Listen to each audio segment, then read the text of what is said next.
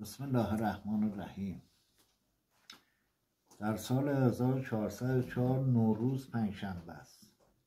به روایت قرآن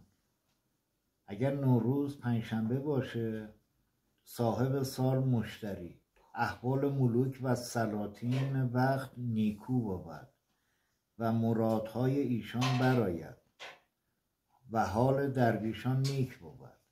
و نباتات خوب، پنبه و کنجد میانه باشد و در بهار باران بسیار ببارد و ابریشم میانه، چارپایان زیاد باشند و حال زنان و کسانی که با ایشان کار دارند مثل عطار، گوهرفروش، صباغ و زرگر و غیره میانه بود و رونق و داد و ستد در میان مردم کم باشد و روز به روز حال مردم بدتر شود. انشاءالله خدا این سال رو نیک قرار بده. و محرم که روز جمعه است در سال 1404،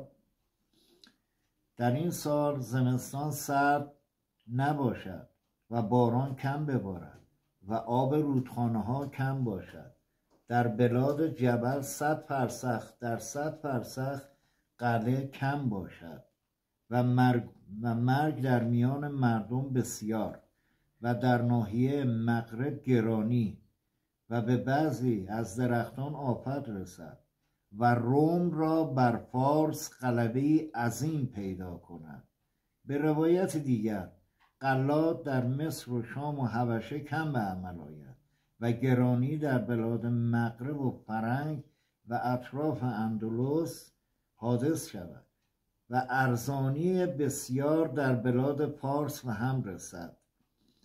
و غلات بصره و عراق نیکو باشد، ولیکن از جهت سلاطین و عمال ستمها به ایشان برسد و غلات در جبل العامل و نواحی آن نیکو شود. انگور و گندم در بصره و شام بسیار به عمل آید. مرد صاحب الشأنی در بصره کشته شود یا گروه بسیار از اتباع او و میوه ها نیکو شود و آب دجله به حدی طغیان کند که قسمتی از مشرب غرق گردد، مشرب آن، و پادشاهی از پادشاهان هندوستان بمیرد و در ماه ربیع الاخر یا جمادی الثانی دردهای بسیار در مردم پدید آید، خصوصا درد گلو و درد پشت و ورمها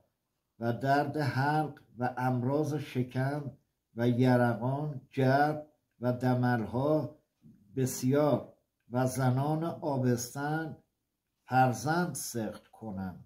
و بسیاری از ایشان بمیرند و امیری از شام ظاهر شود و بر مدینه حضرت رسول صلی الله مستولی شود و ملخ بر بعضی از بلاد غالب گردد. اگر ستاره دمداری در آسمان ظاهر شود فتنه های عظیم از آن به ظهور رسد و کسی بر پادشاه خروج کند و کردان و عجمان قوی گردند و در زمین عراق حرب و اضطراب اختلاف بسیار پیدا شود و خونی به حاجیان رسد و مرد بزرگی در شام به قتل برسد و در بلاد خراسان فتنه ها عظیم به هم رسند و در اطفال دردها پیدا شود و آب چشمه ها بسیار باشد. انشالله خدا این سال رو بر همه نیکو گرداند. و سلام.